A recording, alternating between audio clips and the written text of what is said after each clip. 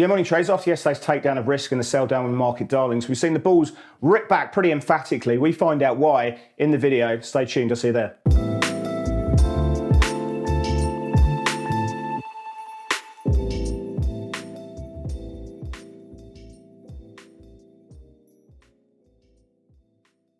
Yeah, morning trades. After yesterday's slight takedown of risk and the sell down we saw in the market darlings, the bulls have come back pretty emphatically. Now, whether those month-end flows have dissipated, I have no edge.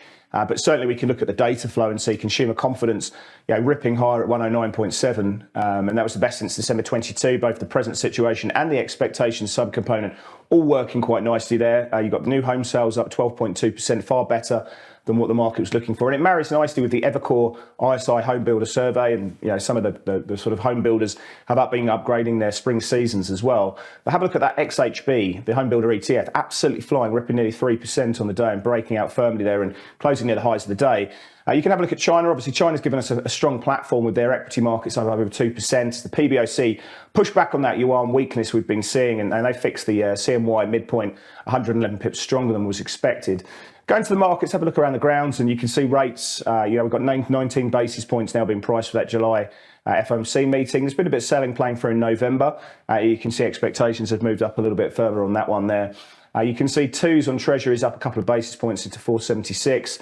A little bit of more selling in the sort of longer end in 7 to 10 year maturities. Real rates up 7 basis points, but it's the equity story which I think is really interesting here.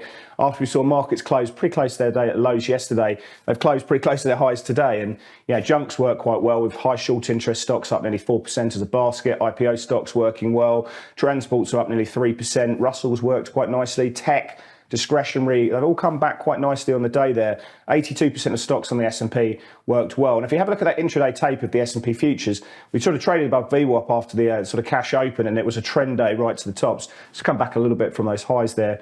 The dollar's down about 20 basis points. Good buying in sterling, certainly good buying in euro. We saw euro dollar trade up to 109.76. We've got dollar yen trading 144 as we continue to watch verbal intervention with carry junkies really pushing that one further higher.